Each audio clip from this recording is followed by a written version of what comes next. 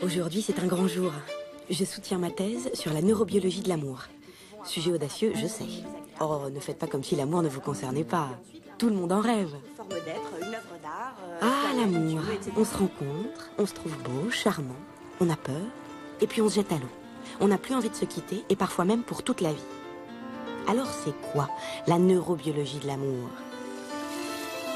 C'est simple. C'est ce qui se passe à l'intérieur de notre corps quand on tombe amoureux. Un premier regard troublant, un sourire ravageur, bon, vous connaissez. Mais d'où ça vient? Et qu'est-ce que ça provoque dans notre corps? Pourquoi une caresse, un baiser, nous submerge d'émotions? Comment ça marche là-dedans? Entre notre corps, notre cerveau, nos sentiments. Ouh, je vois votre petit air sceptique là. Vous pensez que l'amour, ça ne s'explique pas, hein? Et si la science, justement, commençait à nous éclairer sur ce grand mystère, l'odyssée de l'amour? Eh bien, c'est exactement ce que je vous propose.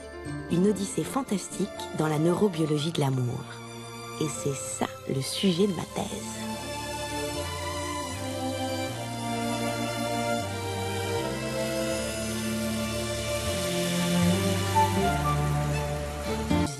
Qui transforme nos sensations en émotions, puis en sentiments.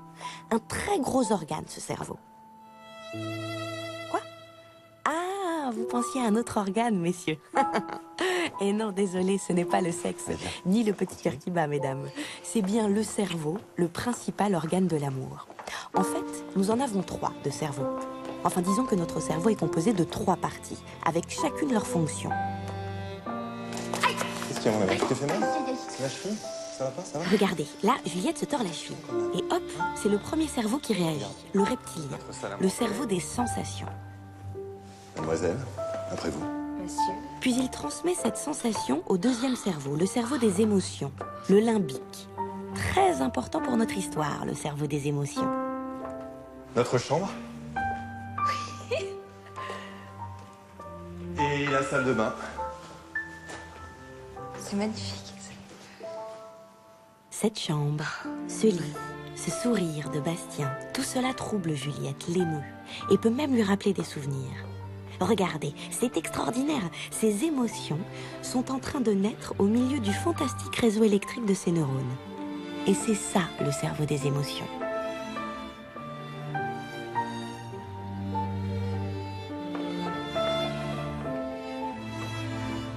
Cette maison, j'ai l'impression d'avoir rêvé quand j'étais petite. C'était la même maison. C'est pas fini.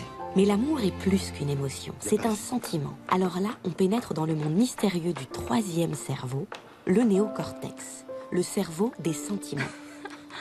C'est ici que Juliette mesure le pour et le contre, le bien et le mal. Bon jardin. Et là, elle se dit que ce Bastien pourrait bien être l'amour de sa vie. Bref, sans nos 3 cerveaux, pas d'histoire d'amour possible. Dans 33 pays différents, en matière de choix, les femmes sont plus exigeantes que les hommes. Un homme peut se tromper et recommencer vite ailleurs, alors que la femme tombe enceinte, et pour elle, le sort en est jeté. Mais qu'est-ce que tu racontes là? Juliette n'est pas enceinte. Non. Ce que je veux dire, c'est que les femmes attachent plus d'importance que les hommes aux critères bonne perspective financière. Sauf chez les Zoulous d'Afrique du Sud. Les Zoulous? Non mais c'est libre. Je connais Juliette depuis la crèche. Je suis bien placée pour savoir quand elle se ment à elle-même. À la crèche, elle aimait déjà les hommes pour leur argent. Eh ben, elle était précoce, hein. Non, ce que je veux dire, c'est qu'on peut pas savoir avec l'amour. Mais si, on peut savoir. C'est scientifique. Scientifique. Scientifique. Et je le prouverai. Jamais douté, hein. Est-ce que toi, tu l'aimerais autant s'il pouvait pas t'offrir cette bague? Si Bastien était moche, con, pauvre, non, je l'aimerais pas, mais Bastien, il a presque 40 ans, il a connu plein de femmes, il est bourré de fric. Non mais c'est vrai quoi, il peut avoir la top modèle qui lui plaît. Il a juste à faire ça. Et c'est moi qui l'aime. Oui, mais un mari qu'on n'aime pas, ça devient vite un homme qu'on déteste. Oui, mais il n'est pas question de mariage pour l'instant. Tu verrais, cette maison, elle est... Bah écoute, c'est vraiment bien ici. Mais qu'est-ce que t'as, Juliette, là? Dès que tu parles de Bastien, on dirait que t'es comme une gamine devant le Père Noël. C'est pas possible, hein. Ah mais c'est ça qui pue. Je vais le mettre à laver. C'est quoi? Un sweat que Bastien m'a prêté hier. Notre odorat est bien plus développé qu'on ne le croit. Et les odeurs jouent un rôle capital dans notre choix du partenaire amoureux. On se renifle les uns les autres sans s'en rendre compte, et cela nous apporte des informations essentielles. T'aimes pas cette odeur? Non. T'aimes pas cette odeur? Non, j'aime pas cette odeur. Alors ça, ma cocotte, si c'est pas scientifique comme réaction, tu supportes pas l'odeur de Bastien et tu dis que tu l'aimes, mais quand on aime quelqu'un, on se shoot à son odeur, on se shoot. Bon, écoute, en attendant le grand shoot qui va me terrasser, moi je file au musée. Pauvre Juliette, si elle savait ce qui l'attend. Regardez-la, elle se croit sûre d'elle et de ses sentiments pour Bastien, et pourtant, elle va provoquer un incident phénoménal en bas de son immeuble. Pardon. Excusez-moi, je suis désolée. Et voilà, ce jeune homme pense que le ciel vient de lui tomber sur la tête. Pour le moment, il est seul à ressentir ces étranges sensations. Mais c'est de toute évidence le coup de foudre. Avec tous ces symptômes et toutes ces réactions incontrôlées. Hausse du rythme cardiaque, palpitations, augmentation de la tension artérielle et surtout, focalisation sur une seule personne. Généralement, enfin bon, c'est inconscient, mais on se choisit sur des critères très précis. Par exemple, plus de 2 tiers des couples se constituent entre 2 personnes du même niveau social. Et quand il est différent, le plus souvent, c'est l'homme qui occupe le niveau supérieur. Bah, de ce côté-là, Bastien est parfait. Non, mais il y a aussi les critères physiques. Pareil. Bastien gagne le concours du plus beau mec, non? Ah non, mais je te parle pas de beauté, là. La femme cherche le meilleur géniteur et l'homme, la femme la plus apte à lui donner une descendance. Ouais, non, mais à quoi tu vois tout ça, toi? Par exemple, pour les femmes, l'homme idéal a un rapport hanche-taille entre 0,8 et 0,9 et un rapport taille-épaule de 0,6. Mais attends, on est en pleine science-fiction, là. Pas du tout. Regarde, lui là-bas, par exemple. En trop étroit d'épaule, celui-là. Ah ouais. Ouais. Ah, c'est clair. Et tu l'as vu, là? Il a les pattes arrière vraiment trop courtes, ça va pas.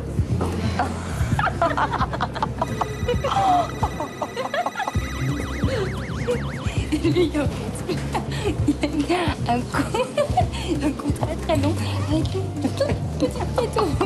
Et oui, pour les femmes, tout est question de proportion. Des traits symétriques sont signes de bonne santé et aussi d'un bon QI. Tu vas bien, ma chérie? Oui. Ça va? Tu vas bien? À tout de suite. À tout à l'heure. En revanche, attention à la mâchoire inférieure. Il faut qu'elle soit bien dessinée, c'est l'assurance d'une belle virilité, mais pas trop carrée non plus, parce que là, méfiance. L'excès de testostérone manifeste souvent un fort désir de dominer.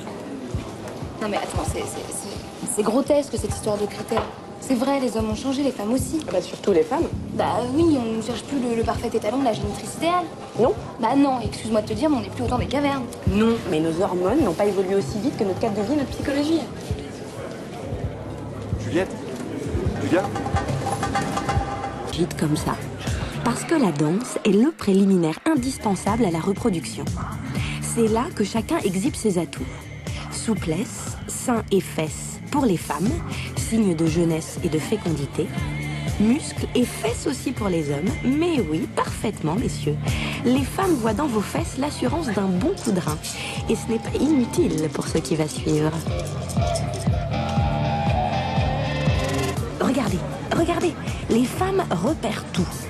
Elles adoptent un regard très mobile, surveillant tout ce qui les entoure, aux aguets, sans jamais se fixer longtemps.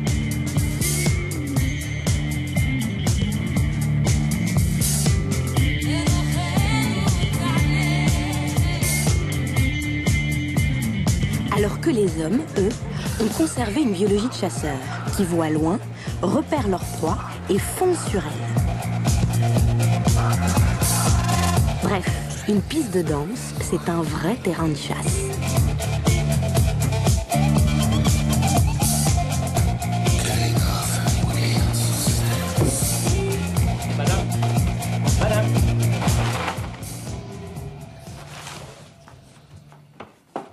Salut.